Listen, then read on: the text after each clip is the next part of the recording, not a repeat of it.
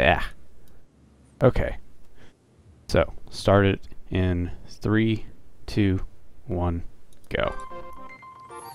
Excellent.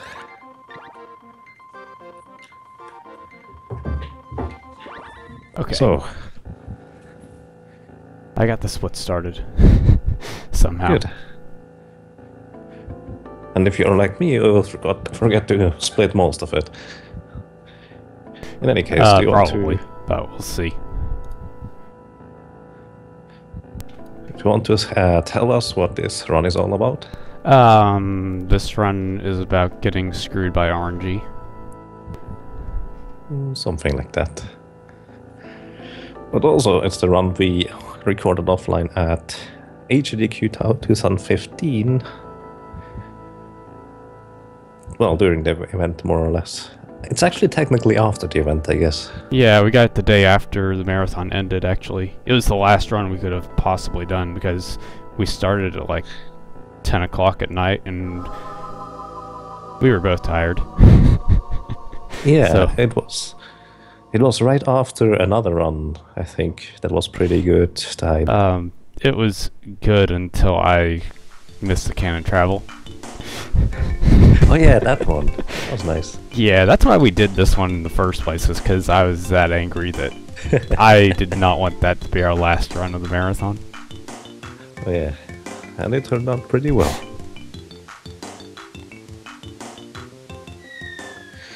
So yeah, this is just commentary of the run we've done already. This is not a actual co-op run right now. This is pre-recorded, and well, it should be a reasonably good run, hopefully. Yep. I mean, the year before we already had a co-op run we thought was reasonably good, but as we watched it, it turned out to be not quite as good, interestingly enough.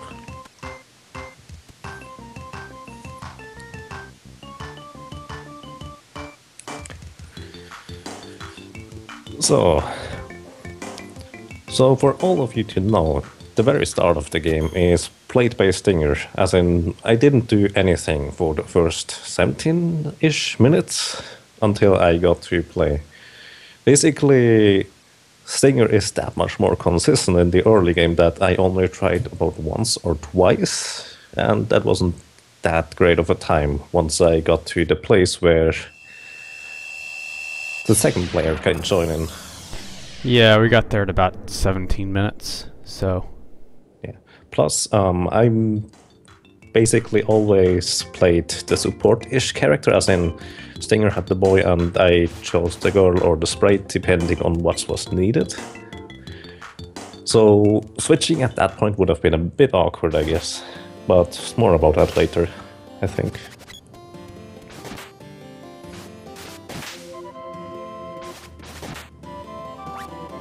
I think on my end the audio is a bit distinct on the video.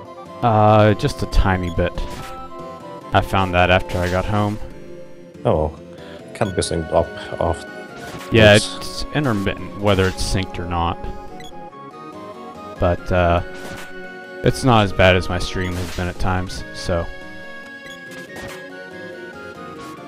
As long as it works. Yep. So in any case, for people not quite as familiar with the speedrun, initially Stinger killed a ton of rabbits to, well, level up his sword to level 1 eventually, before he reaches the water palace. The level ups of the boy don't really matter. Also, I think we probably want to do eventually some in-depth commentary about the mechanics, but I just mention stuff as we go, I guess. Yeah. It's not really a planned out commentary, just whatever comes to mind. Indeed. And also to, I guess, show the run. That's pretty much the first time anyone outside of the, well, who was in that place saw it in the first place. Yeah, I think Vulgen, Puexel, Trihex was there, Overfiend. Yeah. I think there was at least one other person, I forgot. There was. Damn it.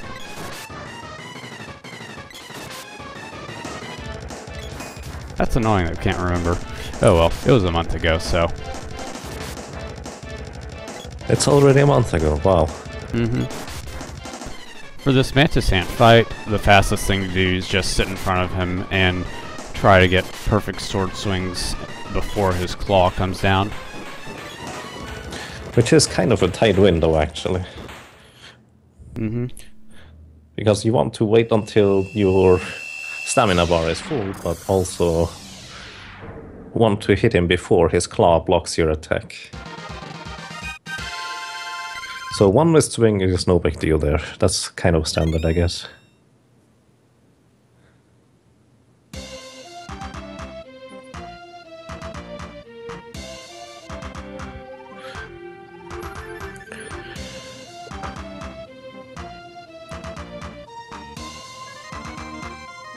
So I wonder whether you can see it here, but one little quirk I like to point out once in a while. Gemma here is going to walk straight down, which is not the exit of the town. He's going to walk through the trees.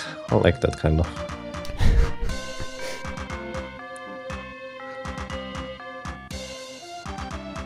I'm sure he walked over to the right after he went off screen. Sure. That still just a badass. I still need to test how many frames I lose going to the left of the table here. It's like 5. It's not a big deal. 5 compared to not running at all? Compared to what I do. So you dashed to the green lady, I guess. Yes. You didn't dash here at all. Actually, I didn't. You're right. Oops. Oh well. Hang on a second. Oh no, that's just on my end. So, killing a couple more enemies. Somehow I despawned that. And that threw it off a little. I'm not sure how many Rabbites I got at the very beginning. Looks like I got 7, so I need this Rabbite. Indeed. Which I was able to spawn. Which Basically, isn't always consistent, so. Yeah, that's kind of weird. Basically, Stinger walked on the left of the stone instead of the direct path to give the Rabbite time to spawn. Which I don't know how... well, how that exactly works. I'm pretty sure you simply linger a bit off screen of the Rabbite it spawns, so it has time to spawn? Something like that? Well. Splice run already. Yeah. Wow. The accusations are flying. Indeed. Apparently all pre-recorded video streams are spliced video. Sounds good to me. I mean, you're welcome to go through and check all those sound quirks. I don't know. What did they check for the other runs they discovered were spliced?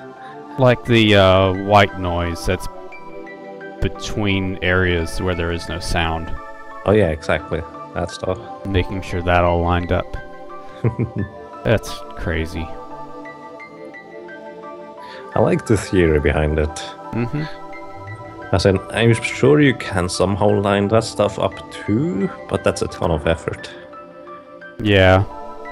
Honestly, you probably could come up with a spliced video that's pretty authentic, but it'd be more work than actually getting good at the game. Yeah, something like that.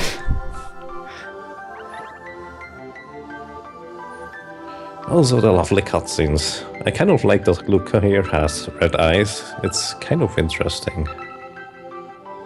Red eyes and that really weird jaw outline. I never noticed that one. Well, I think it's worth noting that during the run we actually had only audio on the left side, I think.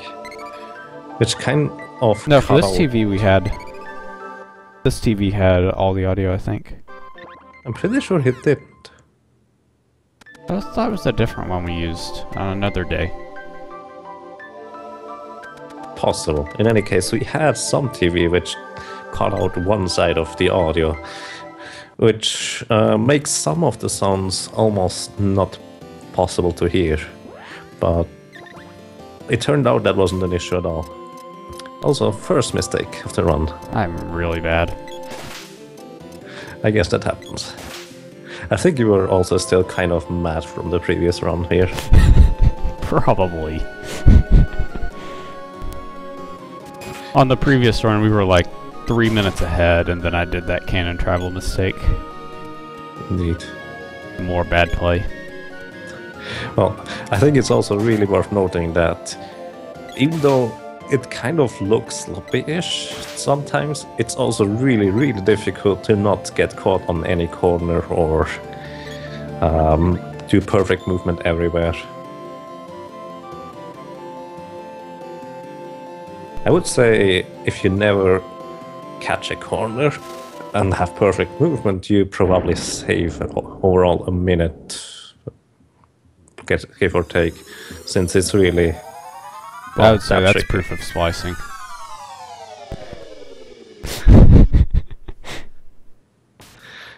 Well, yeah, in any case, that's also kind of a nice thing about the co-op run. You kind of get 2 chances at doing the movement correctly.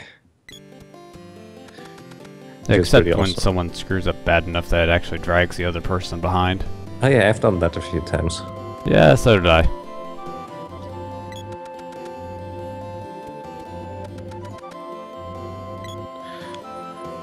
So, Goblin Cave, I think you need 5 more kills. Yeah, I believe I got 6 in the area outside the Water Palace. Okay, nice. No low damage roll there on the goblins, which means he could simply do a 1 damage swing and kill the goblin off. Also, a whack is a critical hit, which does double damage to enemies. Yeah, but it's only like a 1 or 2% chance of happening at this point. Yeah, it's really low, it's ridiculous.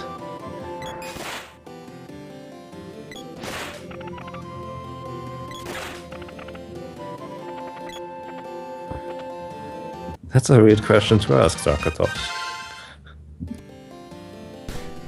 Apparently he doesn't know what Skype is.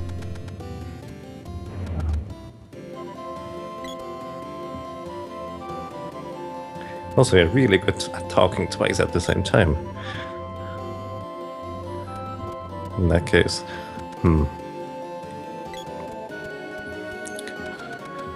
I guess there's not too much to mention around here. Your movement was really solid overall, apart from that little mistake outside the Water Palace. Yeah, I had one really bad dash in here. But all the goblin kills went really well, so I still got a decent time coming into the dwarf village. Yeah, overall really solid in any case.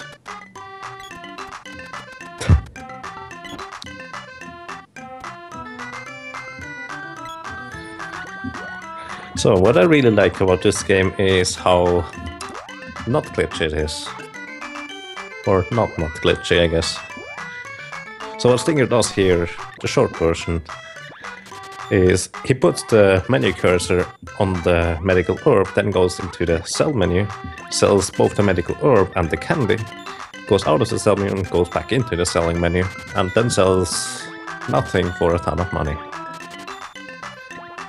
And it's also worth noting, in earlier versions of the run, we used to sell 8 more of those, wasting about, I don't know, another 10 seconds. Actually, really early in the run, we used to sell 16 more, back when we got armor at Gold City. Oh yeah, that's right. But also, that was a very long time ago. Did you just buy an armlet there? I don't know. I totally forgot about that one. Also, I guess we'll see in the equipment screen. In any case, I love saying "in any case," as some of you may know. But also Stinger just only bought 2 of each consumable item, which is why he stands right here and multiplies those. Which is kind of interesting how it works. Yep, I did accidentally buy one of those. Oops. Kind of curious what we're going to do with that. Probably just ignore it. I didn't watch this run myself anymore, as some of you may notice.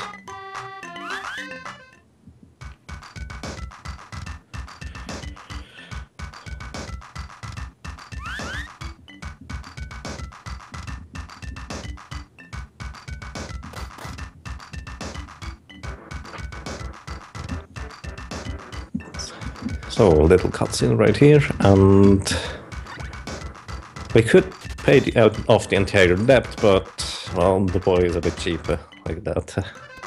He doesn't want to. So I'm pretty sure it's slower to dash down right there. You think so? I think you tested that actually. At some point. It's only a few frames, but I'm pretty sure it's faster to dash upright. I don't think so, but Yeah, that's what you said the first time as well. Maybe I'm misremembering it the wrong way around, that's possible too. So, almost at the second boss, which means soon I get to do something, I guess.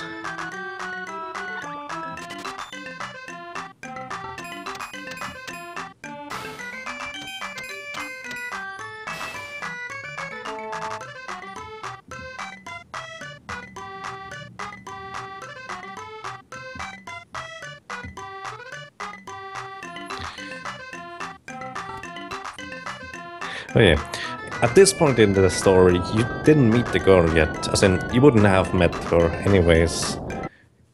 As in, you could meet her in theory, when you get caught by the goblin, go to Pandora and meet her at the castle, and she joins her party here. You can't go straight to Gaia's navel here, even if you don't meet her, that's a thing too. You got a crit, nice. yes, I did. And then But you also got hit. got completely destroyed. But I think you got lucky here and got back on the correct cycle. Yeah. Nope. Apparently I'm wrong. But in the end it didn't cost too much time, I remember. Because you got the crit. So it's worth noting that you can technically hit Tropicolor when he dives down like that again. Oh, nice. It's back on track. There it is. But it's actually really risky to do that, since there is, I think, one frame, as in a 1 in 5 chance, where Tropicolor will, don't forget to split, where Tropicolor will dive down right away again once he surfaces next time. So I think that's why you didn't try to hit him a second time there. Mm-hmm. So 1714, not the best, but pretty good in my opinion. At least, well, for my standards. I think my average time is something like 1730 or so. Or it used to be at least. I'm that bad. Well, that's what it was back when we got sold 16 blats. Now we only sell 8, so oh yeah, that's the it thing. helps out. In any case, here the little sprite joins, and finally I get to do something. Oh yeah, did you hear that zoing noise? Mm-hmm. That's when you press start before entering any letter. Yeah. Oops. kind of neat. Honestly, that is an amazing time for how sloppy I was playing. Yeah, you got a pretty good luck with the rolls. And so here, finally, we start. Also, it's worth noting that this is pretty much the run where I focus the most on getting the menus right, as in I try to think ahead which way I have to turn in the ring menu and which left or right, etc. So I waste as little as possible time. I don't think I succeeded all the way, but I hope the menus are reasonably okay. Since here the sprite is going to equip. Yeah, I ran the wrong way there. And I got confused right there. Wow, okay. Right after I say I try to focus on the menu, I mess up like that. So that's about, I don't know, 1.5 seconds lost due to bad menus. Also here, we killed a blat. Since now Stinger needs to level up his sword to level 2, and it's important that I don't get the last hits on the bee. And That here was we really simply try to convoluted. group them up. Yeah. Also, a beauty of the co-op run is enemies spawn slightly different, and we figured out that it's actually not worth it to unselect one of the characters to switch and dash if you don't switch dash really well. And so overall we found it to be more consistent to simply keep our characters over there. Thank you, Tag. Oh my god, Yagamoth is playing Rip Earn. Oh, he inside run. So coming up is the girl skip. Indeed. It's a lot easier with co-op, for sure. So it's worth noting, according to the story, you should go now to Elini's forest, and along the way you would meet the girl being trapped, well, harassed by 2 werewolves. But, well, oops. Pretty sure I said oops there too, IRL. That's a habit. It's worth noting that if you simply do it like this, you can cross the gap right here without, well, it being an issue. Also here I simply waited to hit those guys. Also it's worth noting that we figured out it's probably faster to kill many enemies before the 2 chairs in the final room, since killing the chairs takes a long time. I should not have hit that guy there. No, you shouldn't have, but oh well. Yeah, the sprite should not hit that guy right there. That was a useless crit. Because the stun animation, when you don't do enough damage, is so that the enemy cannot get chain hit at that point. Yeah, a lot of enemies have 2 different animations for when they get hit, depending on how much damage they take. Indeed. The mushroom is a kind of an exception, as in both of the states he can get hit, for example. So here, you just release. Yeah, I released while I was blocking. Indeed. So he just lost the charge attack right there, slightly. And we got the weapon level up, which means we save about 8 seconds, not killing the chairs later. Also the 2 werewolves. Ooh. That was close. They are really annoying to get past. But we got past them reasonably quick. Plus, it's worth noting, this is so much easier with co-op when your partner isn't AI that tries to run into walls all the time, or... yeah, I think that's pretty much it. Also, a little optimization I did there while Yaga talked to Neko is I moved the screen up and to the right so that it would focus on us a little quicker. I didn't even realize that back then, actually. Oh. That sounds good to me. Yeah, you were closer to Neko every time, so you talked to him pretty much each time. So once you got that, I would always move into the corner. Indeed. And here I simply waited in front of the ice spy, since we figured out I pretty much always get hit if I try to walk past too. So I didn't. And more item multiplication, which we can use along the run. I should have hit that switch from the bottom, I think. I don't think it matters. I can't get all the way there. No, you can't get all the way anyways, but... And we got past. Nice. Yeah, sometimes those chairs won't move out of the way like that. So when they do, it's really nice. Indeed. And here, for our next trick, we kill the enemies really quick. Or, well, the kitty. I kind of like that boss, actually. Although, he likes to troll as well, but he didn't here.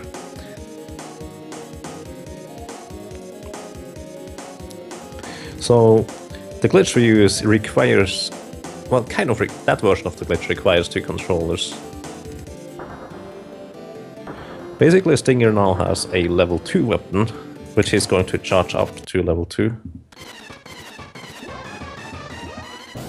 Starts charging now, and I actually was a bit too far, too close over there, so that's less than ideal. But we were lucky and the spiky tiger decided to not jump onto the pillars left and right, and Stinger could simply finish him off with one shot. Yeah, it could have gone better, but Yeah. not too much better. In any case, what that weapon swapping does is it confuses the game. That's the short version, and we charge up the weapon to level 100 or so, which pretty much results in maximum damage dealt.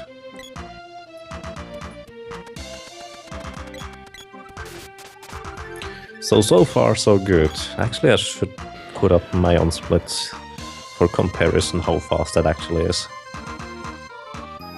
Really fast.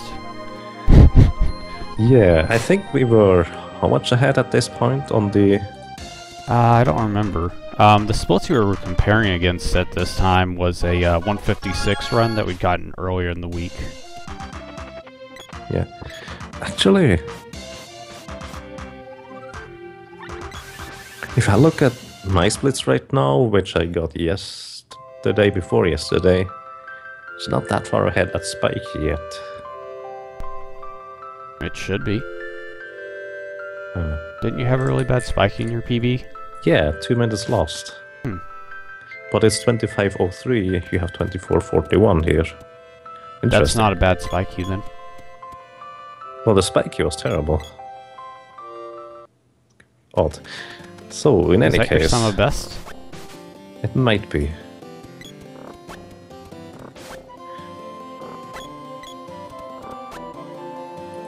Yeah, there we go, that was wrong. So yeah, you were comparing against sum of best. The interesting one was I was only 20 seconds off from the total. It wasn't the sum of best though. Ah. It was something else, something weird. So, in any case, there are so many nice little strategies you can execute when you have two controllers active. For example, when you enter this screen, one character can move earlier with the second controller than the other. And so we use that in many places where one player can move slightly early compared to the other one. But it's also worth noting that since we are so used to always being locked down, as in not getting that little advantage, it can also throw you off when you're just a little bit earlier than you would expect by muscle memory.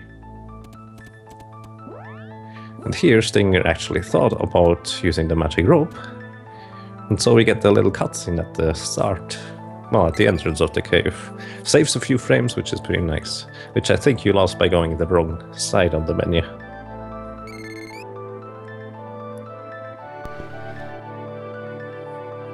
But that's something that happens very frequently. I think it's really difficult to always remember which way you have to turn the menus, because it's kind of random sometimes on which menu you start. And it's really hard to keep track while doing all the other stuff you need to keep track of. It's not really that random. Besides, you No, just have to recognize what menu you're on in well, it's not technically random, a quarter of a second. since it's perfectly predictable, but it's hard to keep track of. Yeah.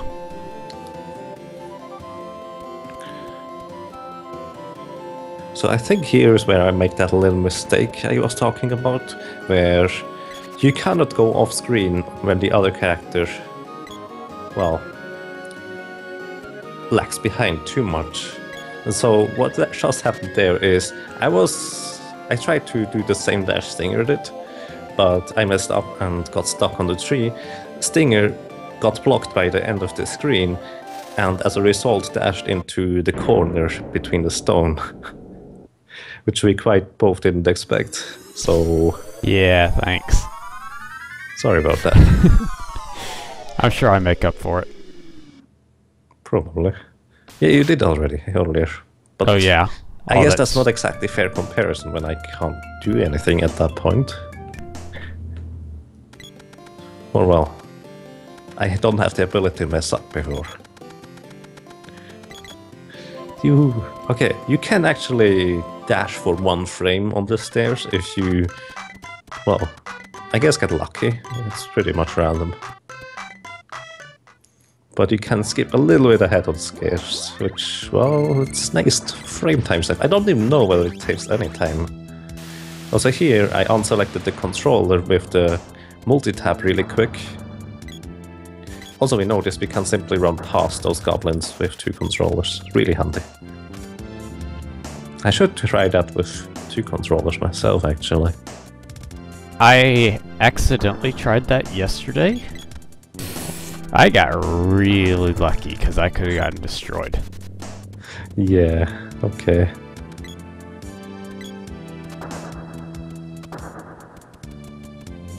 So here again, in a 1-player 2 controller run, you would normally switch and dash here, but that's not worth it.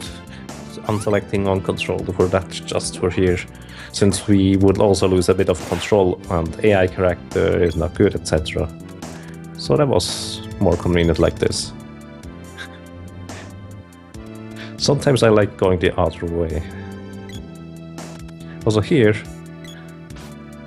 I deliberately did not walk into the cutscene so Stinger would have control over the text box while I unselect the second controller, or did I give you the controller here? One or the other. You gave me the controller right after there. Right, okay. After the cutscene ended. Indeed. Since we are still used to 1-player 2 controller strategy with weapon switching and buffering, that's pretty much what we did there as well. And instant kill. So yeah, relatively often during the run I would hand over the controller to Stinger, or he would take the second controller to buffer his own menus, since that's a lot easier to do than trying to coordinate when we never really get to play co-op with each other, since, well, pretty far away. Kinda. In any case, compared to my run I had yesterday, we are now 3 minutes 15 seconds ahead.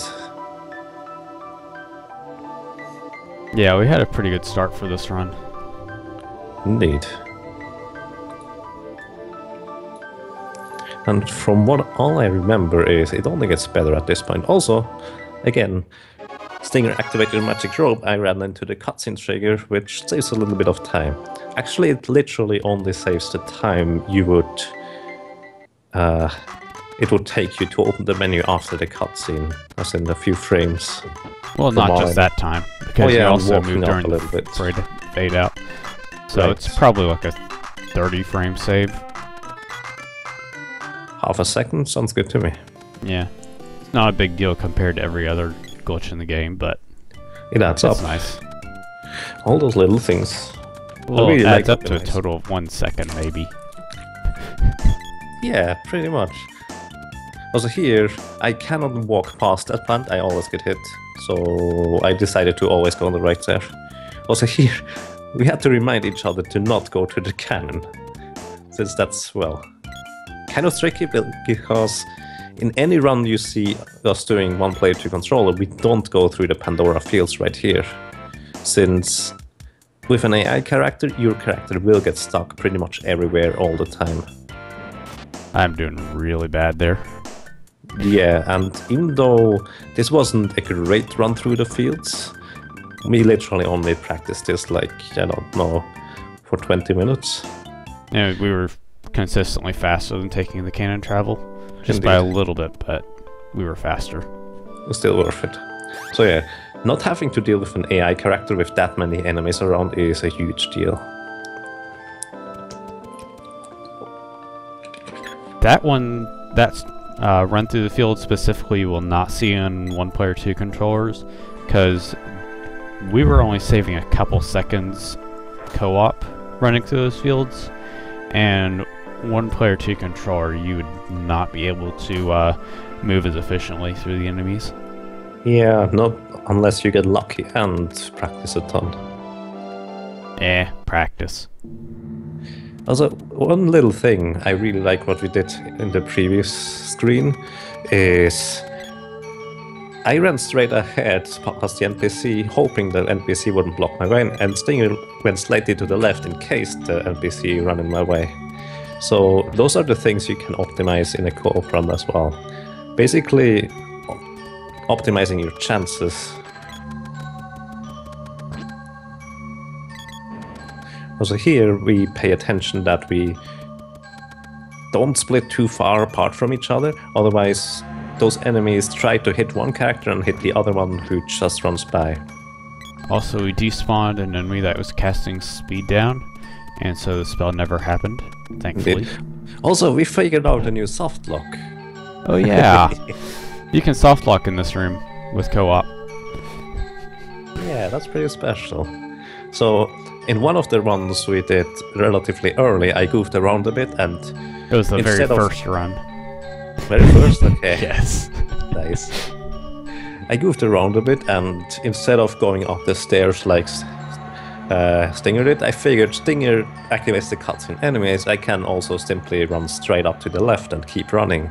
So Stinger activated the cutscene, the sprite was to the far left, and for some reason that messes up the game enough to not spawn Fanna. Yes. And yeah, she didn't spawn and it soft-locked the game, which is pretty interesting. In any case, here you can see at the bottom, this is the controller number 2 now selected. So that's the first bit of bad RNG. Yep. I got a low damage roll on the wall face, so I had to use Earth Slide to finish it off. Indeed. And I have to remember that we are on the... What's the name? Spirit menu? The magic menu. Yeah. That works. So that's what I mean with keeping track of stuff while doing other stuff. In the menu. Oh well.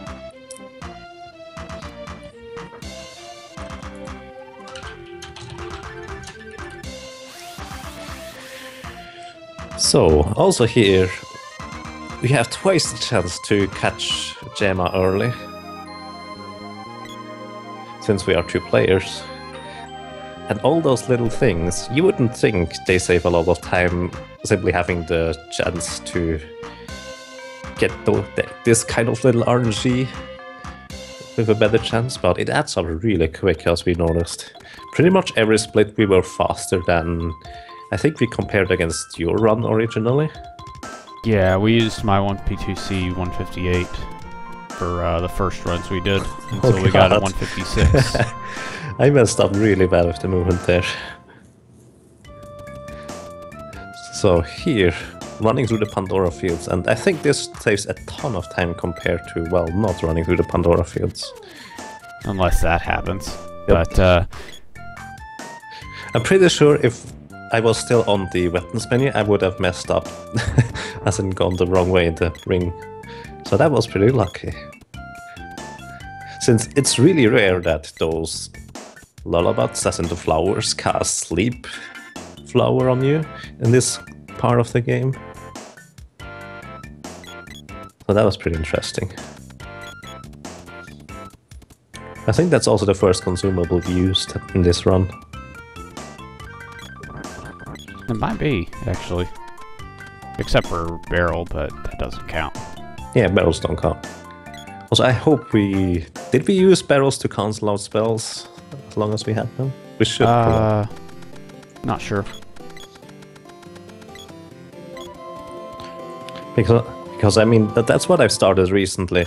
Basically what we originally used to cancel damage or effects from enemy spells is use a candy or royal gem or a fairy walnut. But then afterwards you always get that got healed animation. If you use a barrel instead, you don't have that little animation playing, and you can go on without, well, really stopping except for the spell effect and the menu.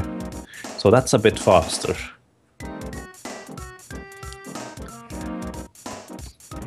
Also here, once again, I unselected the second controller during the cutscene, and the third one actually. To explain how that works is, we have a multi-tab, which has a button to it, which basically enables or disables 3 controllers for the Super Nintendo. And if you disable this at any point during the game, if there is a third controller selected, It unselects that third controller and gives control to the other controller, the first controller at that point.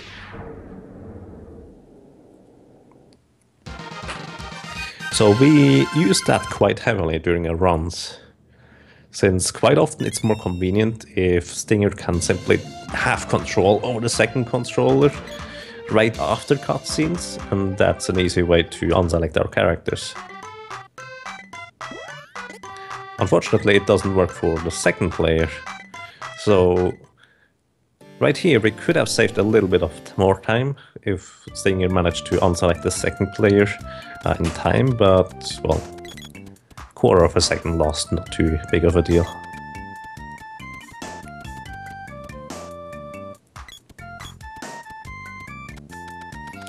Oh yeah, and what Kroll mentions in chat, the whiteout skip.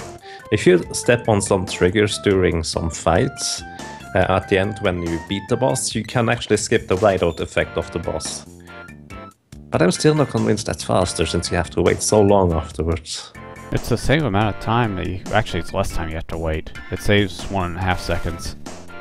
Interesting. If you want to time it out yourself, go right ahead. I probably should, instead of not being convinced all the time. Yeah. I just noticed my headphones are falling apart. That's no good. Less than ideal. So, at this point in the game, we are, compared to my run, let's put it this way, you skip this, the thing. Yeah, I missed the split. Sorry. In any case, at the present time I'm looking at Stinger's stream, we are 2 minutes ahead of my splits, which is about 3.5 at this point, since we already are that far much further. Oh well.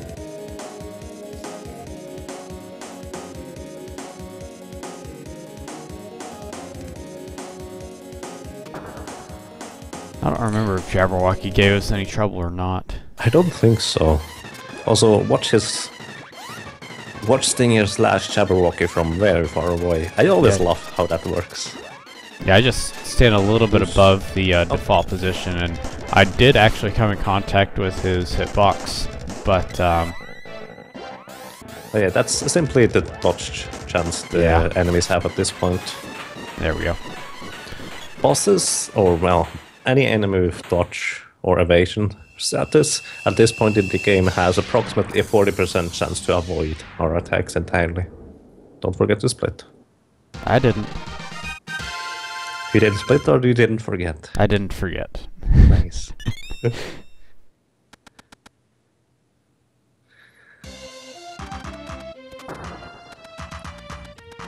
So yeah, and here is another big reason why co-op run is a fair bit faster. Well, at least using 3 controllers. Actually, we can use 3 controllers at the third controller here ourselves. But what I did there is I talked with Luca. You can run there, by the way, if you want to. I talked to Luca there with my third controller, and then immediately disabled the third controller, so it gave control back to the boy, but the boy was not locked in place, so he could already run towards the exit. I mean, you could say it's a bit rude towards Luca not listening to her properly as she screams across the hall, but whatever. We're speedrunning.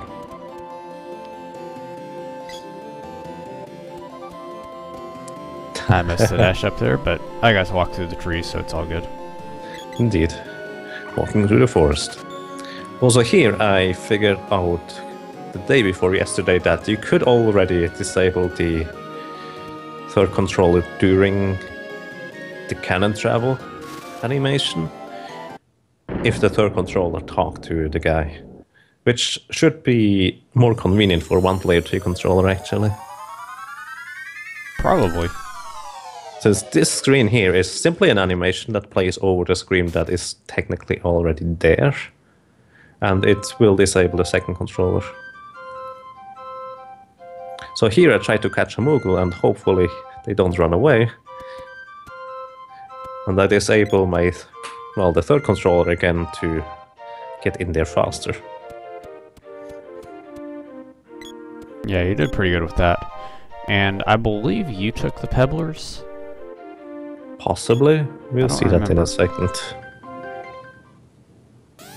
Yes, you definitely did. Yeah, that's the one thing I have a little advantage of, I guess. Did I? Yeah. I think I did. Okay, that's the one thing I have a small advantage of. With my method, I can easily walk with 2 controllers, although it's kind of confusing if my controllers are upside down in a sense. But it still works out pretty neat. This was simply bad luck.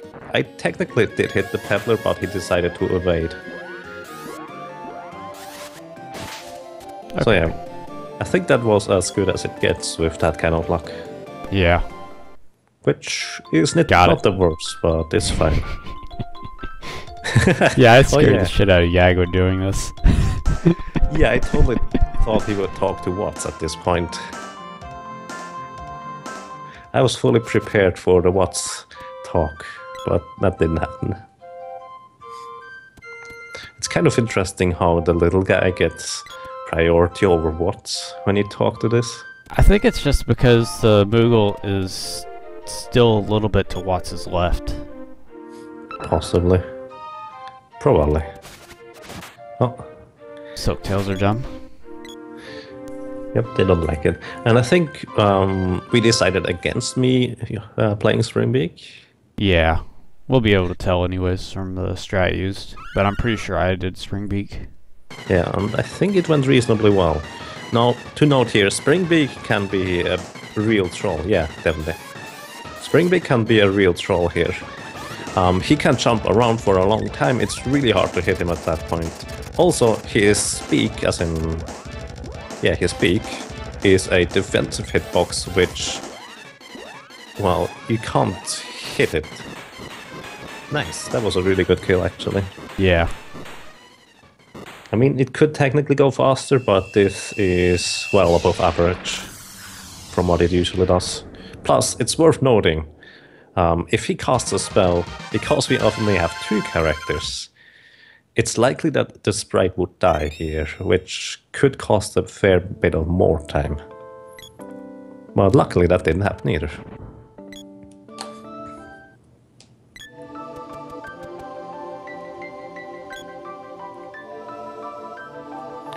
So, I think right after this cutscene we do, I think the only camera lock dash. Yeah. I don't think we did any others. Yeah, pretty sure about that. We probably should be able to implement more camera lock dashes. If we actually think about it, but that wasn't the focus.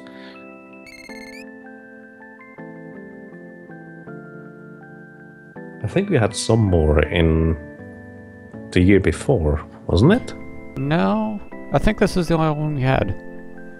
And we didn't find or look for any more. Oh yeah, nice, safe game. In Oh any yeah, case, oops. you I could don't remember see who that Stinger. was, but Yeah, you could see Stinger running to the left there. That was not just to play around. That was actually useful, since if you normally dash straight down right in this screen, you miss the stairs. But if Stinger actually locks the camera by running down left and me running down right, we run into the stairs just perfectly, which saves a few frames too. I think it's less than a second, but it's pretty nice. All the frames you get. And I really like running through the stones. Also here, I think, in this screen transition... What? Silktails are still dumb. Yeah, here I unselected my controller, so Stinger could switch dash here.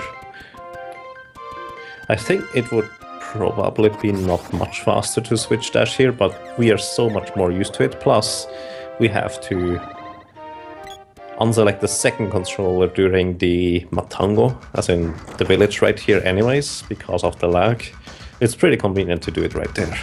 Yeah, I probably didn't need to use that medical herb, but oh well. Well, we had the enough confusion would anyways. have worn off by the time I got into the village. Most likely. So here, Normally you would go in a casual playthrough, I guess, to the throne room, but if you push against an NPC and repeatedly press select while the camera is in a favorable position, you can go straight through some NPCs. Which is what we did there, so we saved about 30 seconds by not going into the cutscene. Also, once again, the beauty of a co-op run where the AI isn't being stupid because there is no AI. It's only me being stupid, so that's the thing. Or me. Sometimes. A whole lot of the time. So yeah. I feel like Seeker of Mana is never going to get really optimized in the sense that absolutely solid movement, but yeah, there's probably too many things that can go wrong for a truly optimized run, but unless you grind it out for weeks, months, something yeah. like that. And I both times went the wrong way in the menu. I'm good at that. Yeah, you are. Also here again, unselecting the third controller with the button on the multi-tap, I have used that quite heavily during this run. Yep. Did I notice that weapon? Oh yeah, confusion is annoying. No, I didn't switch weapon.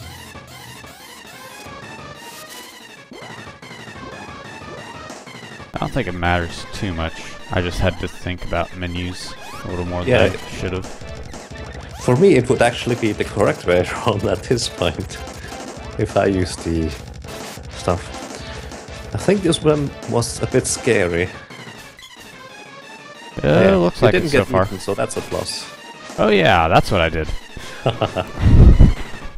So yeah, the giant dragon worm here is the first enemy you cannot kill in one shot, because he has over 1000 HP, but also he does not have an evasion rating, which means if you hit him with your weapon, he gets hit.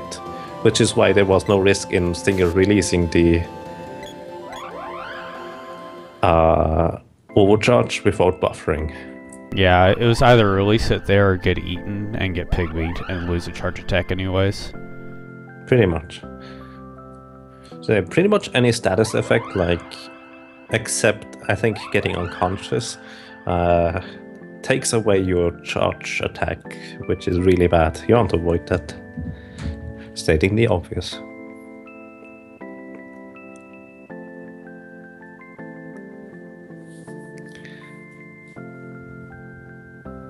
So at this point, we are 4 minutes ahead of my run. I wonder how far ahead of your run would that be approximately? I'm not sure. Maybe about 3 minutes? Okay. Something like that. Also, it's only getting more since, well, ever since we had 2 players, we probably gained at least some time on most of the splits. Don't use the wrong cannon travel. I didn't. Ooh, did you have that sound glitch too there? Yeah, it was. Weird. Yes. Splicing confirmed. Yep. Just feeding the trolls.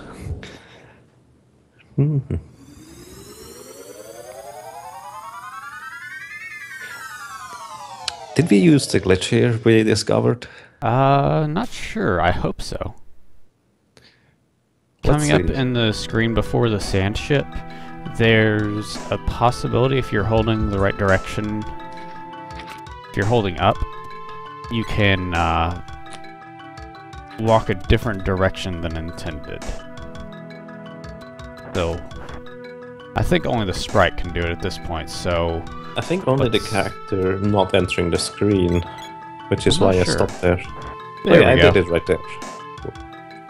This is quite interesting. Yeah. And it's actually faster because you get that super zip motion or whatever. Yeah, it's pretty awesome. So I think the reason why this works is actually kind of interesting. I have my theory about it. My theory is the game tells you to walk forward for X amount of time. But since I was holding up and I get that little bit of time after entering a screen where I can move earlier than the first controller, I get to choose the direction I walk forward, and I simply held up there. It's kind of nifty how that works. I think we could be... Yeah, now that we use a multi-tap, we probably should use that in one player to controller too. Yeah, probably. I mean, simply halfway on the sprite, select the boy right before the screen transition and walk in with him, hold up, and then unselect via multi-tap. Although I think he would run probably into the stones there. I need to test that. I like the idea though. I missed the dash. So yeah. Again, optimized movement in this game is ridiculously tricky. Oh no, I just plain missed it. Well, you tried to dash as early as possible, which was a bit too early. Yeah. That's what I mean. Oh yeah, didn't we crash the game here as well? Yes. Coming up is actually another place where we crashed the game. Yep. Where we both walked into talking to Geshtar on the same frame. And the game doesn't like that. Nope. It crashes rather spectacularly. It looked pretty awesome.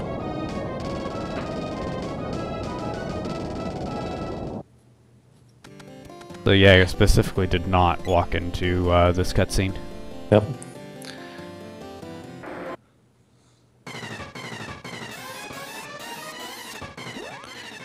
Also here I don't have much of a chop because, well, I simply throw the camera and Stinger kills him.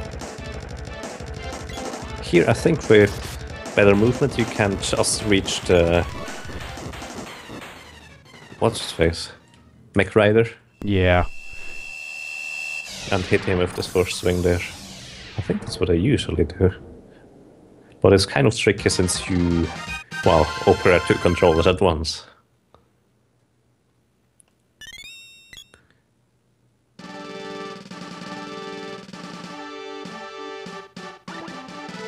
Also here, I now have the girl selected because she magically showed up.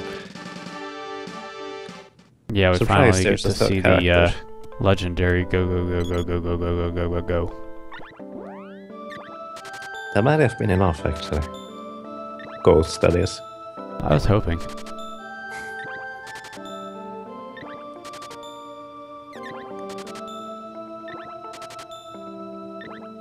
So let's see how poorly I did in this menu. We are the weapons, so I should press down to go to the spells. Spells? Equipment. Well, you'll also go down to the spells after this. Right. But then I need to press down again. Oops, twice. I took that again too literally, I guess.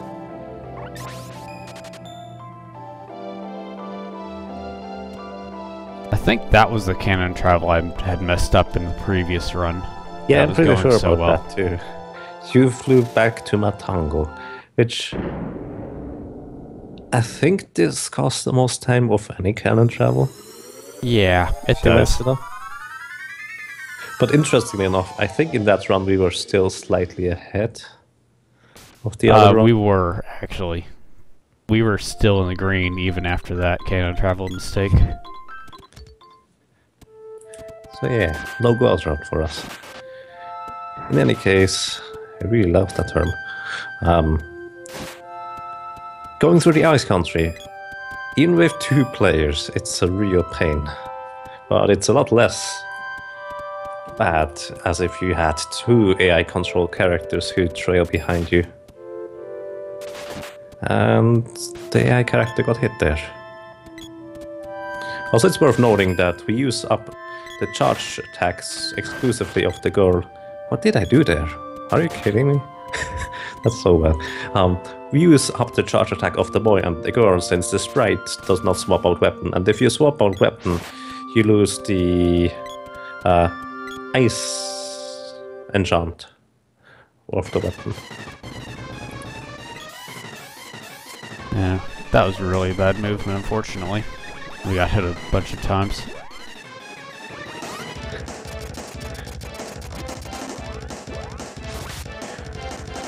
Fun fact, this run was played by a frog and a goat while Yagamoth and Singer were sleeping.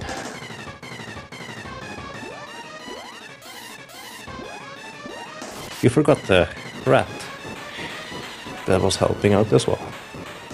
Since, I mean, there are clearly 3 players here. Oh yeah, this one is also a cutscene which we crashed the game on. Yes. This is the other one we did it on.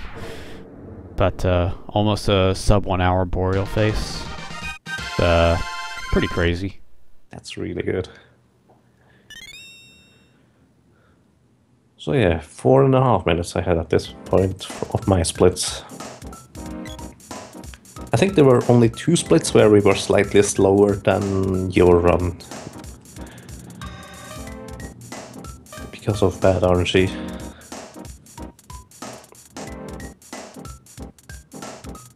I forget how many splits were slower than my PB, but it wasn't that many.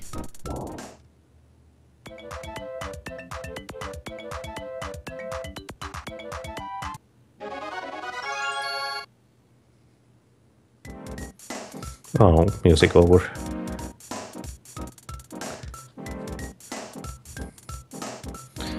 So, I can't remember, did the Ninja Turtle troll us? I don't remember. So, the first turtle in the upcoming screen I call the Ninja Turtle since he has such a high, I don't know, chance of hitting us. You could see we tried to avoid him as much as possible, even standing still for a while. And even then we still got hit by the wolf afterwards. Oh god. Yeah. Turtles are dumb. Pretty much. By the way, did you see in my run, in my PB, I ran straight through this screen? Wow. It's possible, but it's not exactly likely. I accidentally dashed straight up instead of upright, and well, that just worked out. I never run past like that. It's always so scary getting past those blue slimes like that. It's, I think, 100% consistent, but I still don't do it. Since if you get hit by those slimes, you have a very high chance of getting frozen, which means you have to open the menu, use a medical herb, which costs time and, well, uses resources you might need later. I didn't run there. Huh.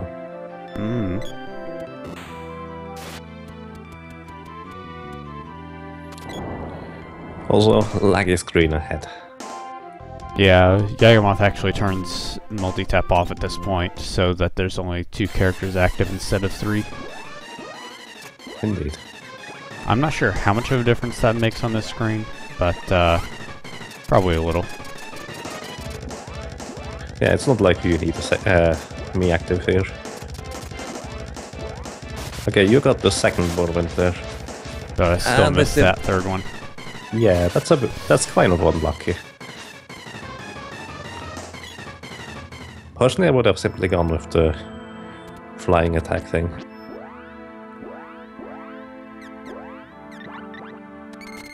Also, I was kind of confused who used the menu there, I think.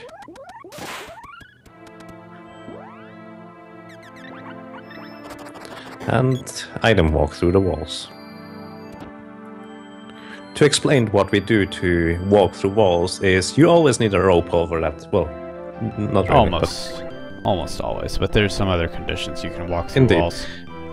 In any case, what you do is you interrupt the animation of the healing item, magic, or whatever you use by hitting a rope hole while a second controller, or a third controller for that matter, walks against a wall, and during that time where the interrupt happens, the character actually can walk through walls, because the rope hole enables you to walk through walls, which normally gets disabled by you not being able to move. And that was an amazing kill. Yep. And we got fake frost sabers to go with it. Yep.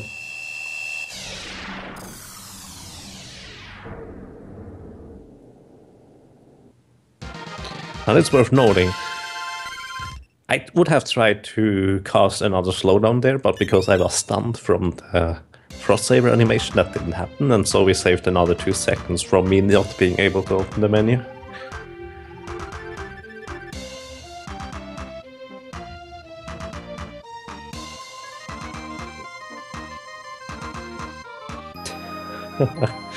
This is ridiculously fast. Mm-hmm. Oh, actually, I think my split the day before yesterday was faster here. What? Now I'm confused. That's not possible. It's unlikely. Maybe I'm just misreading that.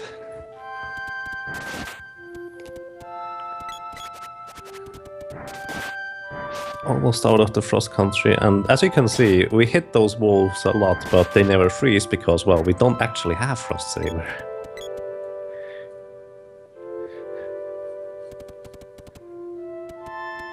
It's kind of weird how that works. The frost saber color gets applied, but not the effect if you kill the frost gigas while he is casting that spell. Yeah, it's something weird that happens with bosses when you hit them, or rather when you kill them while they're casting. Yeah, their spell will instantly start, the animation will, but because they're dead, nothing actually happens. Exactly.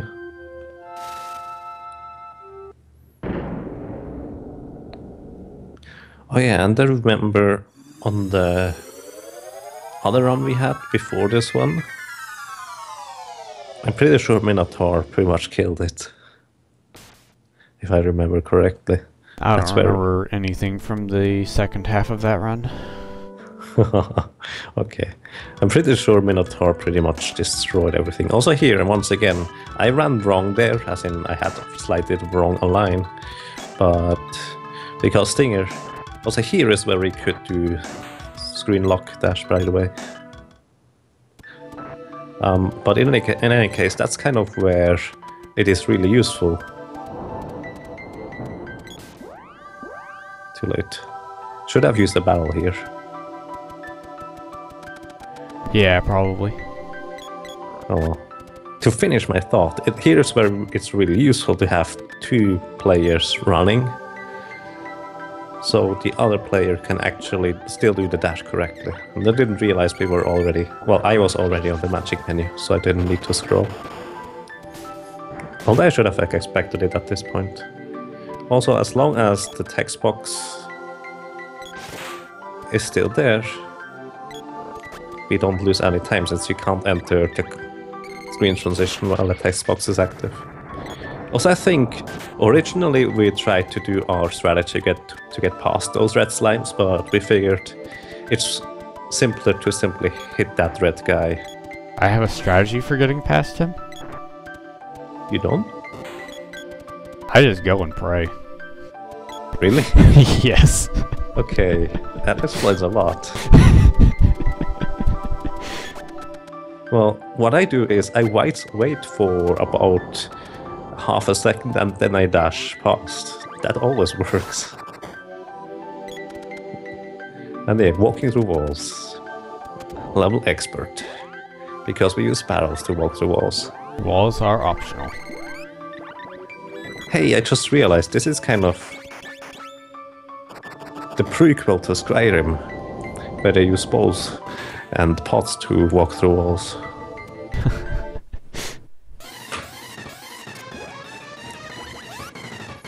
We use barrels. That's the old school way. So yeah, Minotaurus is usually not a problem, but he can be. Yeah, and actually here the girl is dead, so I believe Yaga is actually doing the overcharge buffering. You hit him. It's not quite as coordinated as it normally would be. As you can doing see, one I PPC. open the menu while Stinger is facing a whale, etc. because, well, basically you just saw the reason why we use one player two controller strategies for bosses. Yeah, it's a lot easier to coordinate with just yourself than two people. Pretty much. This game is pure magic. It's not wrong. I like that, although we barely use any magic. So here, did we get that? No. Yes. Oh, yeah, you got it. So if you press B on the frame after the text box disappears, You know, we should have kept the third controller active for that. Should we? And Oh, we yeah, just it's for you. Well, I mean, Right. we could mash on 3 controllers instead of just 2. Yeah, you could, I guess. I can only really mash on one. That's probably more efficient for me personally. Well, But if we're that's a doing good it idea for you. AGDQ again next year, we could just hand it to some random person and tell them to mash the B button. That's good, I like that. We should also do that at the cutscene before the next ruins. Well, only if we're actually going for that. In a marathon setting or something.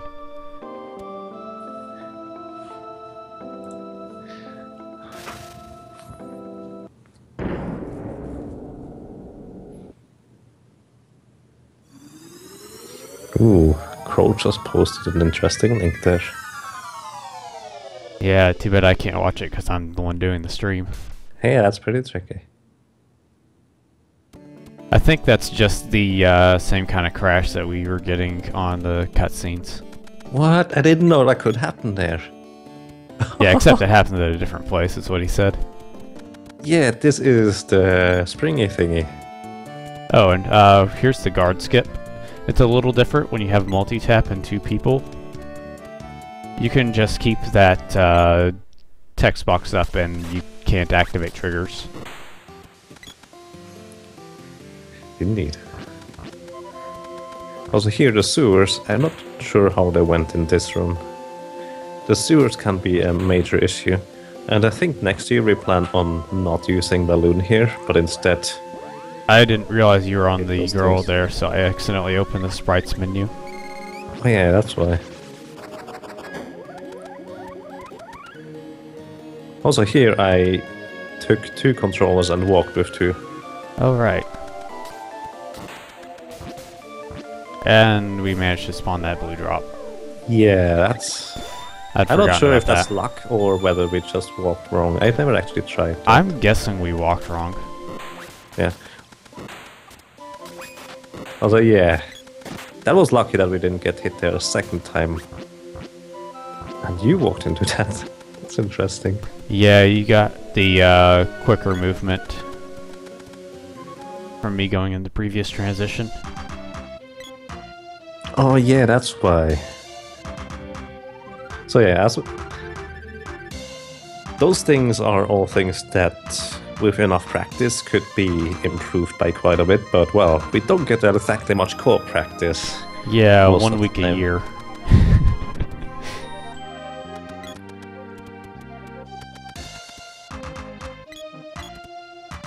Also here, testing different movement options during a co-op run, pretty awesome. And once again, I'm selecting because laggy town.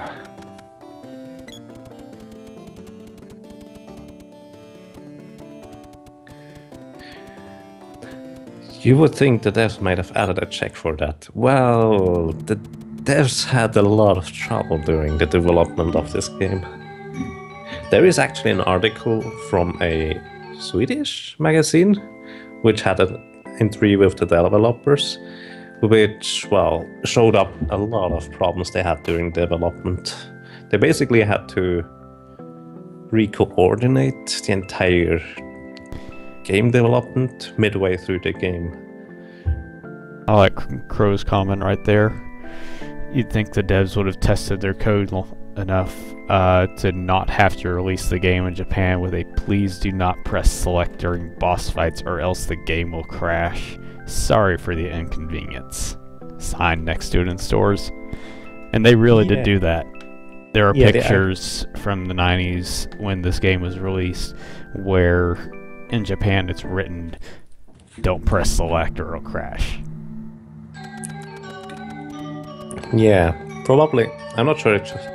In any case, it soft locks if you don't have the actor selected who gets the text box, I think, after a boss. I'm pretty sure that's how it works. Oh, that makes sense. So yeah, since AIs can't activate cutscenes and... Rip sprite. That was interesting. Nice synchronization there. We both simply went up and hit those things. So yeah. This is kind of the interesting place to move through with two co-op. I don't know why I dashed straight up through there. Wow, you didn't get frozen. I totally forgot about that. Also, I probably should move while you try to hit that guy. That's an optimization for next year. Indeed.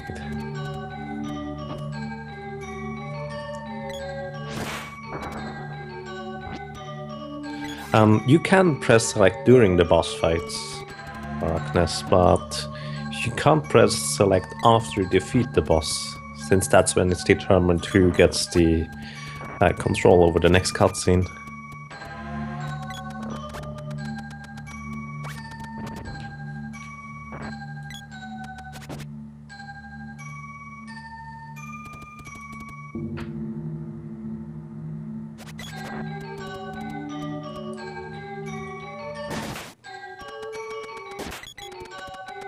I think I just answered a question in my chat from an hour ago.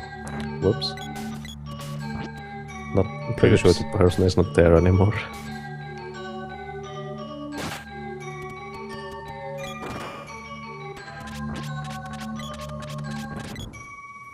Barely made it in that door before the spell cast. Oh yeah, this is a really annoying screen, even for co-op. Since, well, you saw it.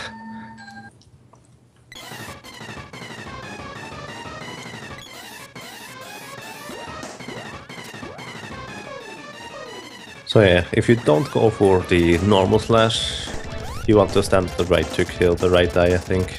That's what I determined yesterday? Also never killed both guys. Also those were both hits that technically could have hit, but they missed. Because boss evasion, and it's apparently really difficult to hit a wall.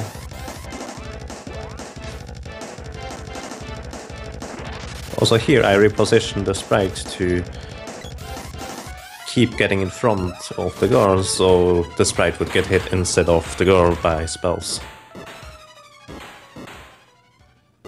Ding. That was actually really bad RNG right there on the wall. I had several misses. Indeed. Before those last two connected. But pretty much, well, as good as as good of an execution as it gets. Also, again, I don't remember how the vampire went. I think we had a perfect vampire fight. Possibly.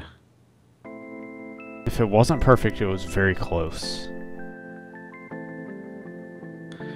Actually, I thought about it recently, and maybe I should try to do normal slashes without spell thingy on the vampire, just to see how consistent that could be. As in spell locking him without that. I don't know. I mean, I've never tested it. I think it's worth a shot.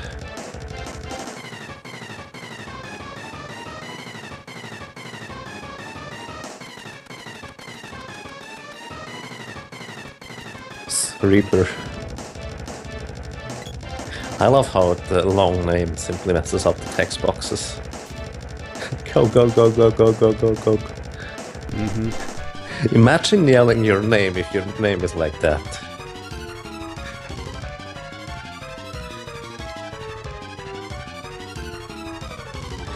So yeah, Go-Go invaded Secret of Mana They didn't want him in Final Fantasy VI anymore. So, for people that don't know, the vampire, if he's flying around, you cannot hit him with melee weapons at all. Which means the optimal case is he jumps around while we hit him repeatedly. Also here I unselected the sprite so Stinger could still cast while the sprite is actually being held in place by the vampire. There we go. Perfect fight. Nice. Pretty much. And I That was really good luck. But it was sub 120. It was really crazy. Long time ago, it used to be an incredible run if you got a sub 130 vampire. Indeed. How the game has evolved. Yep.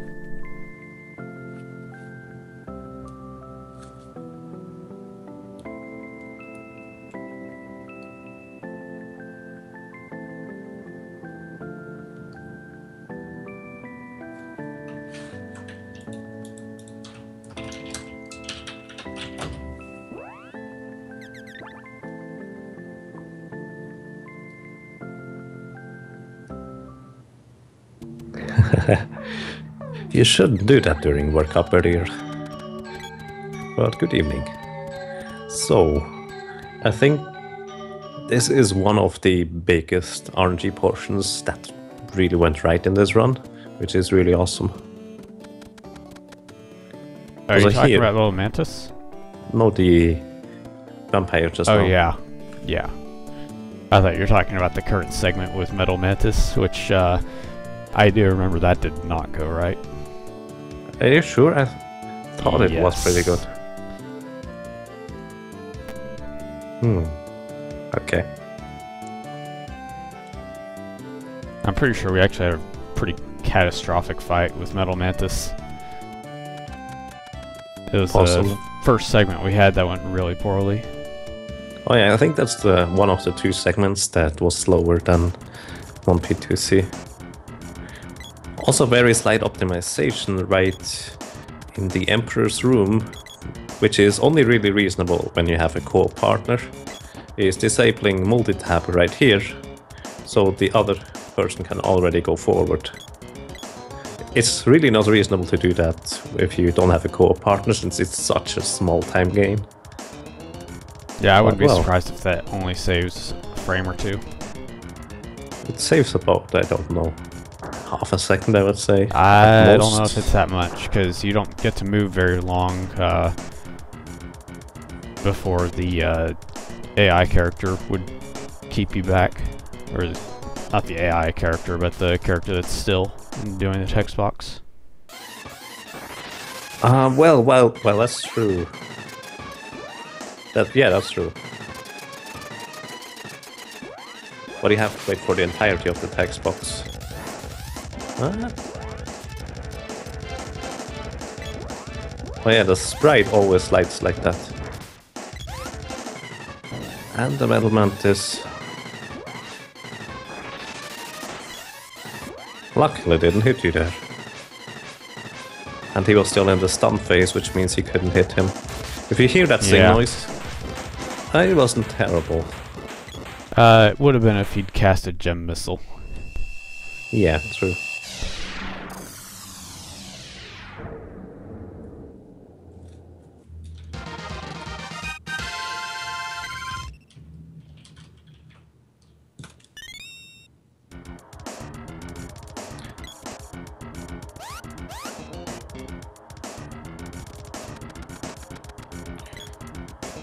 What else? Don't interrupt those guys clapping, that's very rude. So you wait for them to clap and then you're on past.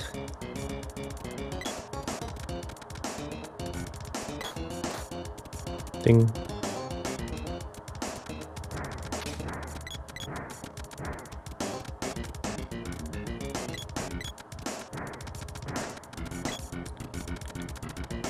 This area is just a bunch of really small rooms with some simple movement. Indeed. The only really notable thing is right here where I can go straight ahead, dash straight past those two ninja guys, while Stinger runs to the right, controlling the AI character that he doesn't block the screen. I really think that's a nifty. Well, yeah, it's nice that they set it up so that you could just sit in that little corner and be close enough for the other person to enter the door. Pretty much.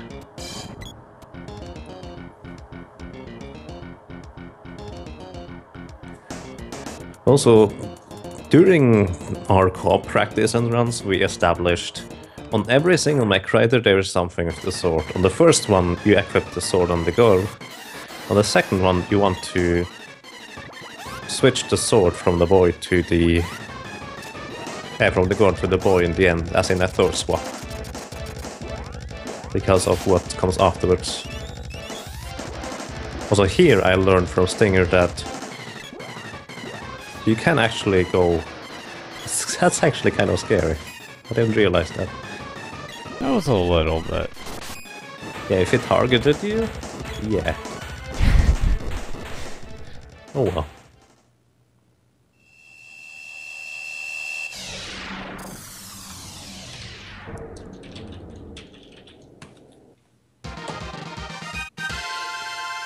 So, the game is slightly broken right now.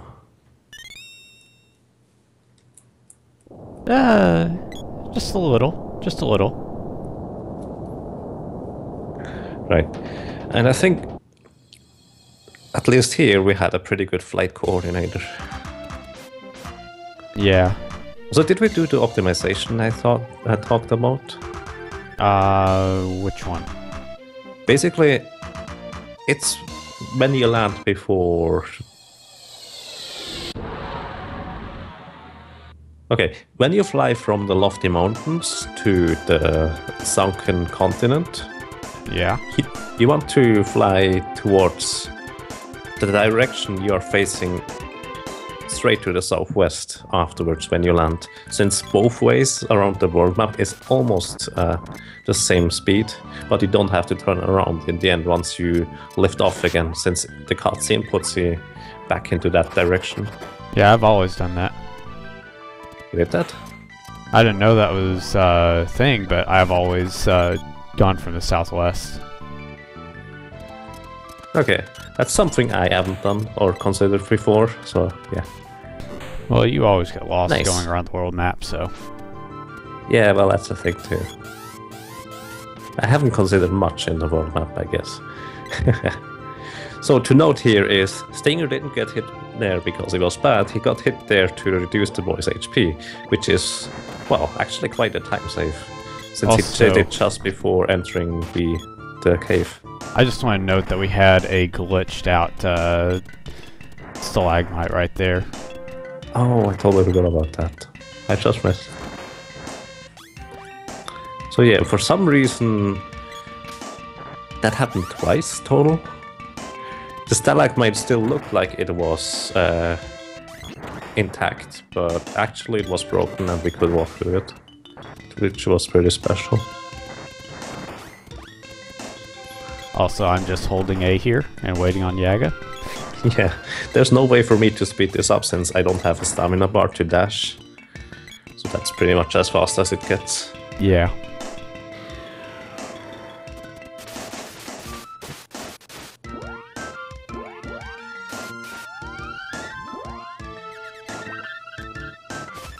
Also here I considered using a royal jam to speed up the thing, but I think I was slightly too late for the royal jam.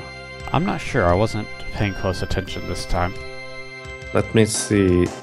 No, it would have been in time, but the issue was both of these ghosts were still alive. No, I think actually, the sprite only was one dead. The sprite was gone. The sprite was gone, yeah. But it would have required me thinking a bit more, and gently using a couple of wishes there was simpler. So yeah, decision making on the fly. Also, at this point, I think we should have swapped the boy back to the spear. Because you can charge the spear up quicker and get the overcharge started sooner, and that lets you get in a hit just before Watermelon puts up his wall. Oh, I think that's right. That's a good one. I like that. Yeah, it's just something to remember for future runs. Both co-op and one player, two controller. True. I always thought, okay, it doesn't really matter charging up the weapon with the boy, but since you can swap the weapon there because the goal is on the X at this point, it's probably faster. Just on its own, it's faster right now to get the overcharge started, but you spend more time outside of the menu just charging it, and that lets Watermelon take more actions, and he will cast his wall here. Actually, I did get that in. I'm surprised. It just works out most of the time, I think. Yeah, but if you're slow at all and starting the overcharge, you're gonna waste some time. Indeed. Also, I like to use a medical herb here, so that way you don't have to actually aim which character gets the thing. That was a really good Watermelon. Yeah, that was a gold split on ours.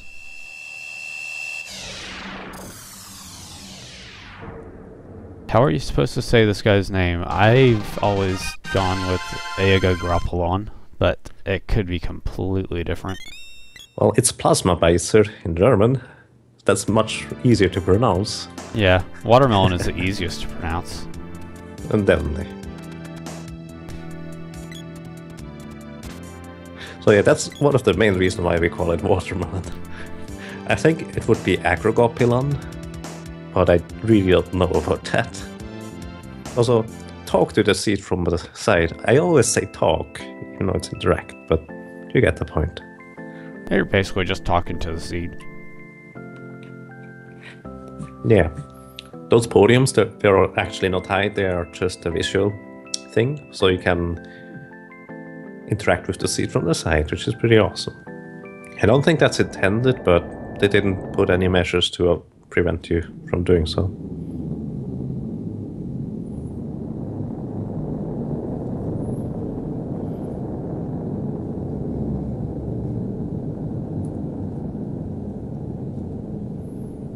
Let's see, this is southwest. Yeah. Nice. Do you simply fly southwest from lofty mountains then? Yes, I've always done that because it's faster than going southeast. By about half a second or a second or so, but it's faster. Okay, I guess I've always been confused. Ah. So, we get half a minute and 5 seconds of a break. Yeah. Nice little break time here. Indeed. I actually kind of like those breaks during speedruns. It gives you a bit of time to gather and focus on what's coming up. And use the bathroom. Yeah, we're really quick. Yeah, it's not really enough time to use the bathroom, unfortunately, but it would have been nice. I think I have actually used it as a bathroom break before. Yeah, you don't lose as much time as you simply doing it somewhere else, I guess. Mm-hmm.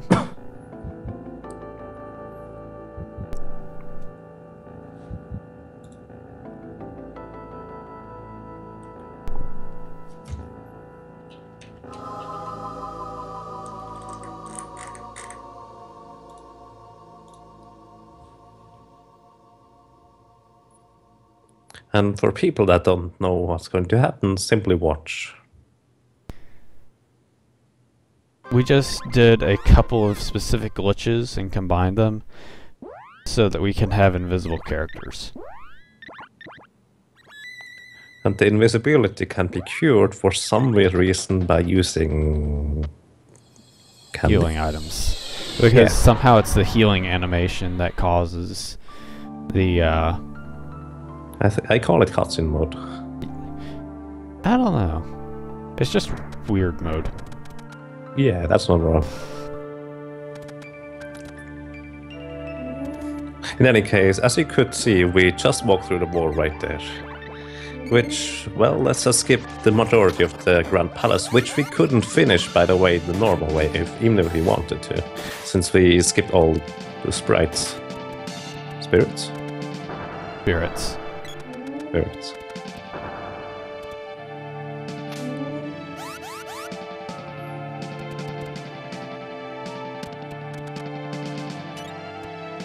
That was really good, actually. Yeah.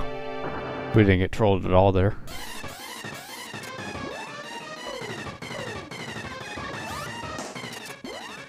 So if you think about it, keeping the sword on the sprite, the guard would have to cast balloon here anyways, unless you don't, well, use the risky strategy. Also, fun fact right here is the sprite actually has free motion during that text box. Oh yeah, that's right, I could simply move.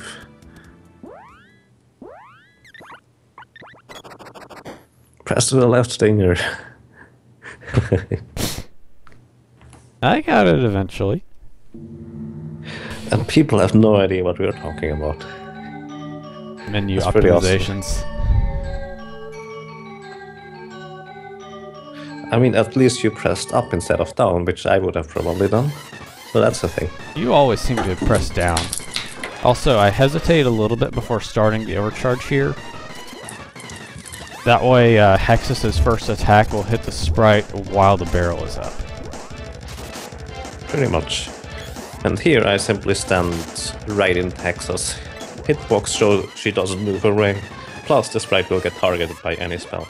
Oh yeah, that's the very lucky Hexus fight where she really didn't kill the sprite for once.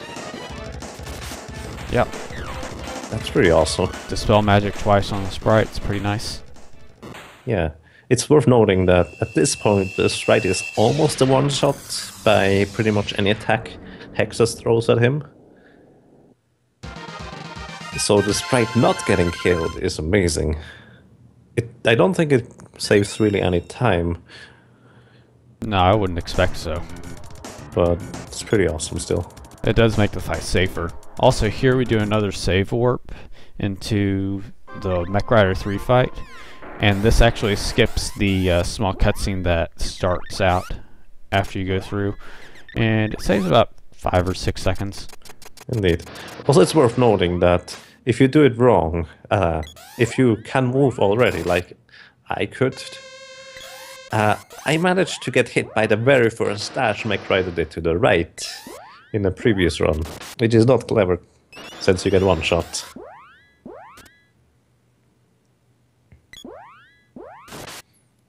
Also here, the only goal you have in this fight is never be on the same vertical position as the Mech Rider, so he never starts dashing.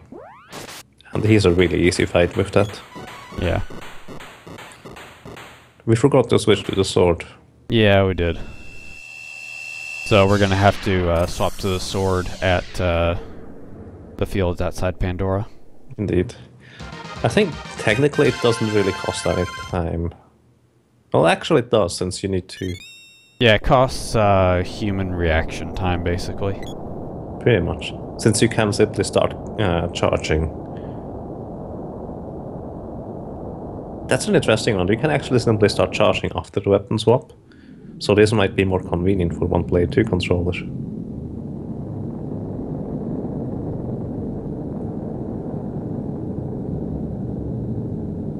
Since it takes you a bit longer to set up your characters so you don't get screen locked.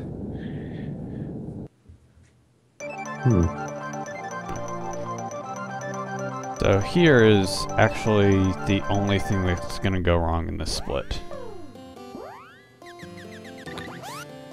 Oh, did we miss it? I think so. Oh yeah, the sprite is too low there. Oh yeah, that's, I would say, the only kind of major mistake with it in this run. It loses about, I think, 15 seconds or so. Basically what happened there is the sprite was too low and the boy... That was really quick. Nice. Yeah. The sprite was too low and the boy tried to get to the jumpy thingy, but got screen locked by the sprite being too low on the screen. So yeah, that's actually really good when that's the only mistake. As an actual mistake in a sense. Other than all the small little things that could go better. And once again, I always like pointing that out, sorry about that, but we don't have armor. We get almost one-shot by pretty much everything in here. Yeah. So we've got some very specific movement patterns that we'll be following. Indeed. So running against the wall here is absolutely planned. And if you see us walking weirdly like that, that's all part of the motion, just to manipulate spawns so they don't get in our way.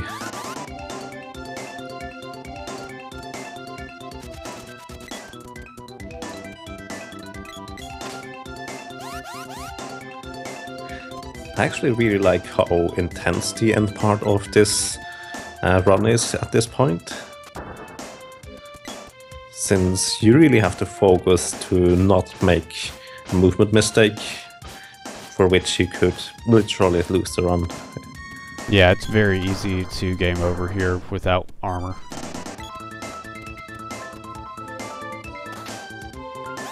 Also here, did we swap back to the sword? Nope. Nope. Okay, you usually want to swap back weapon to... because the vampire can start flying already, but the sword takes a lot longer to charge up. I didn't even say that right. Someone who doesn't know about the game will not understand, but just trust me, using the spear on the boy there is a lot more efficient. Also, that's a really good start. I think I positioned just slightly wrong there with the sprite. I don't think you could have been positioned any better right here.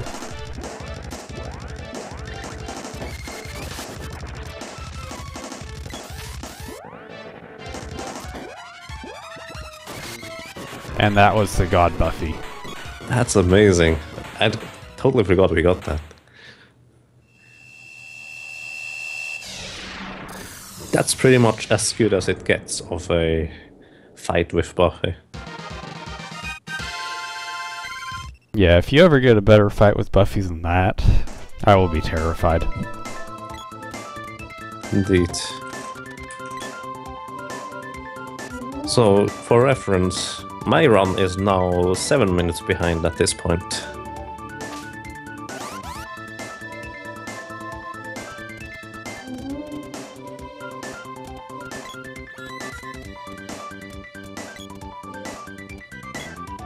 Also here, slightly waiting for the third blue slime to appear. So he doesn't allow any further enemies on the right side to spawn.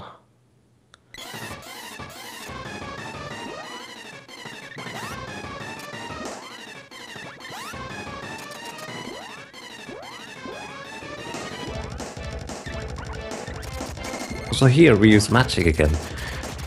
I really think... Oh yeah, the sprite got casted on.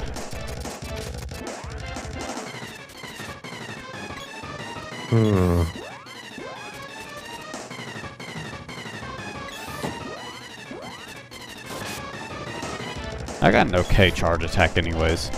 I mean, this one's got a little bit of a wind up to it, but there's definitely worse. Yeah, the whirlwind would be terrifying here, since you can always walk away from the slime, but you cannot always walk closer to his middle. And if you're too far away, you cannot hit the middle portion anymore with weapons. So you never want to use a whirlwind in this situation. Which I've done before. It's not clever. I don't think I've done the whirlwind here in a very long time. Yeah, I haven't done it in a long time either, but well... we better know at this point. That was a reasonably fast red slime. And I think that's... No, it wasn't. It was pretty bad, honestly.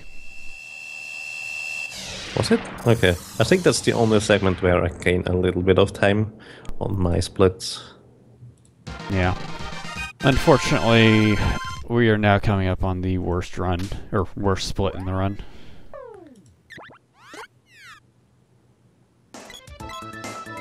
Yeah, I think the movement was solid. I actually don't remember. Yeah, movement was fine, I think. But Dark Lich himself just did not go well. let's see. Also here is probably the most terrifying part of the run. Oh yeah, this. We made it past that guy. Again, he can one-shot us, and he likes to do so.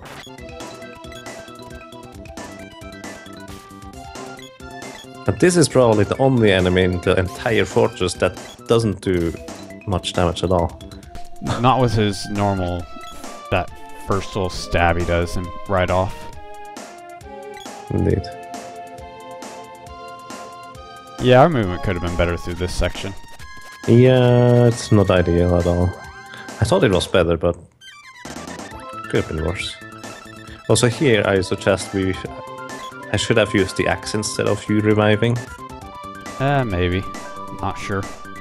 Yeah, at least we respawned the guy on the bridge, which is reasonably good.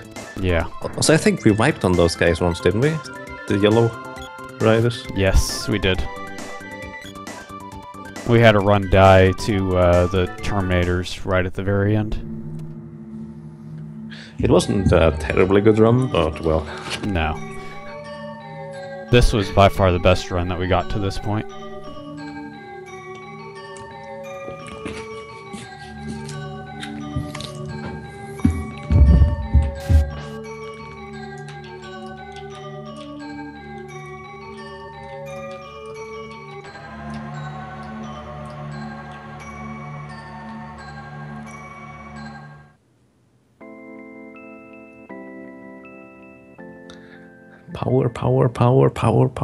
Power Rangers. Go, go, go, go, go, go. Indeed. So. This is a really long cutscene. With a really long name. That's really awkward. You try to read that out loud. I considered doing a casual glitch playthrough of this game. Maybe I should do that at one point. As in trying to show off pretty much everything that game has to offer in terms of how broken it is. That would be pretty special. Indeed. Also here, I never managed to really dodge his laser beams properly with the sprite. I'm really bad at this.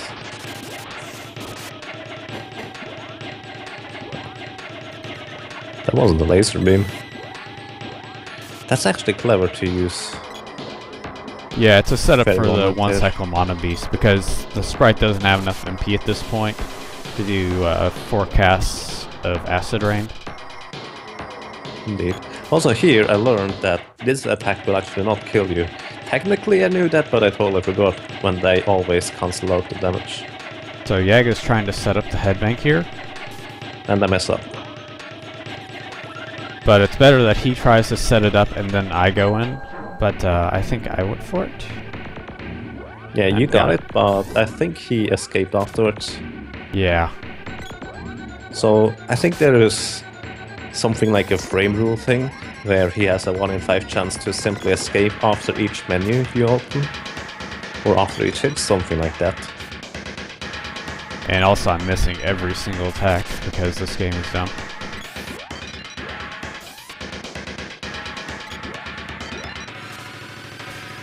And Yeah, there. that just happened.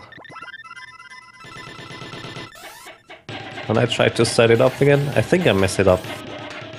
I'm not sure. Yeah, I Yeah, should but not you have got moved out up that there. time. I could have simply stayed. Wow. Oh well.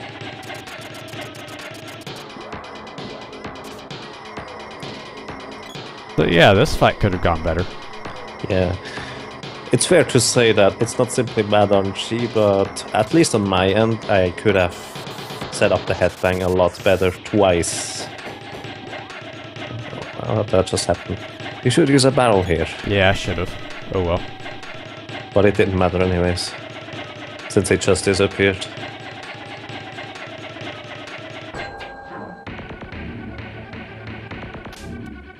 Yeah, this is the only split in the entire run I really regret. Even though we did almost as good as we could have done.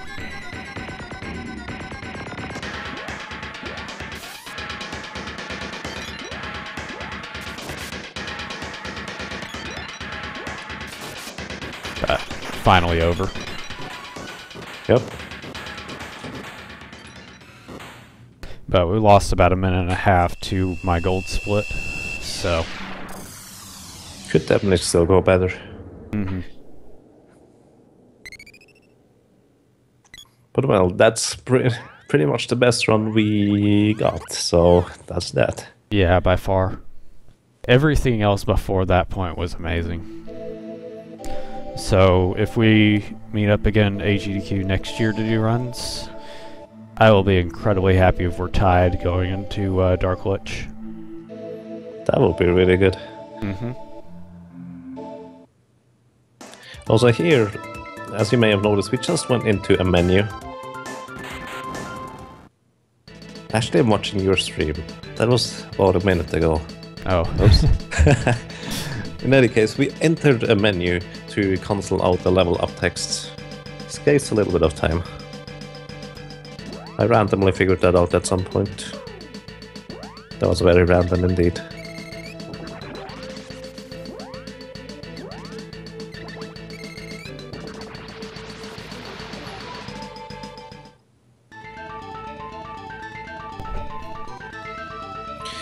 The next Secret of Mana run is actually going to be at the RPG limit break.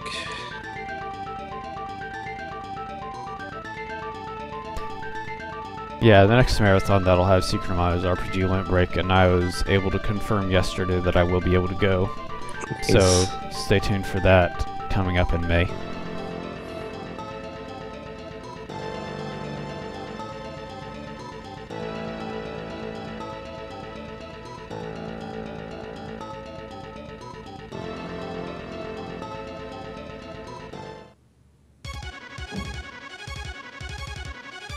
And here, I think we didn't even get the chance for one cycle.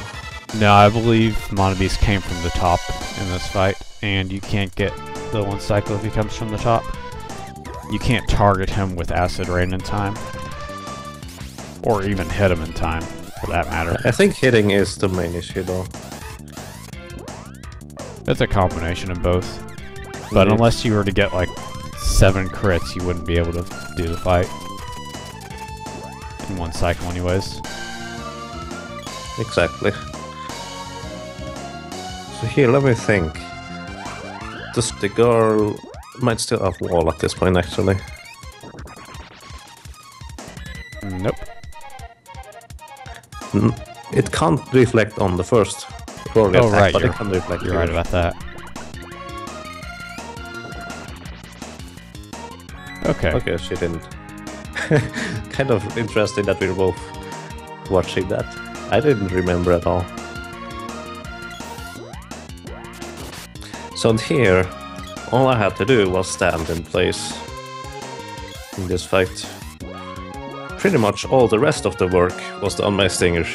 He did the very beginning and the very end of the run, so to speak. You're very efficient as a meat shield. Nice.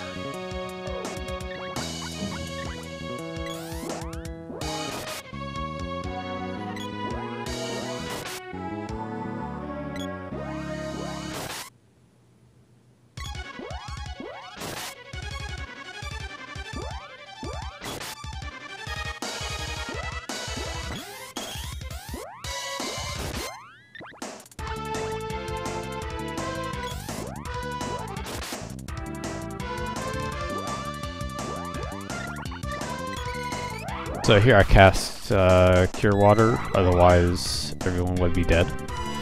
Because we still don't have armor, the Mana Beast will one-shot us with me with his attacks. Yeah, even though this attacks from the side is literally the weakest one of the of the bunch, it still one-shots. Oh yeah, and the girl ran out of MP. But it wasn't an issue.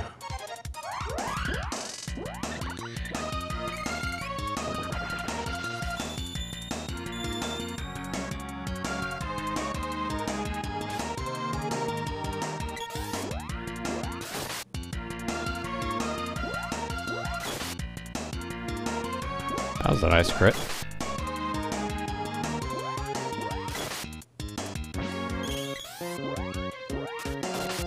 And there we go. Yep, the first reasonably good co-op run of Secret of Mana, I would say. Yeah, this is probably the first run of Secret of Mana I could say would not be beaten with just average RNG, or even good RNG. You need to have excellent play to go along with it.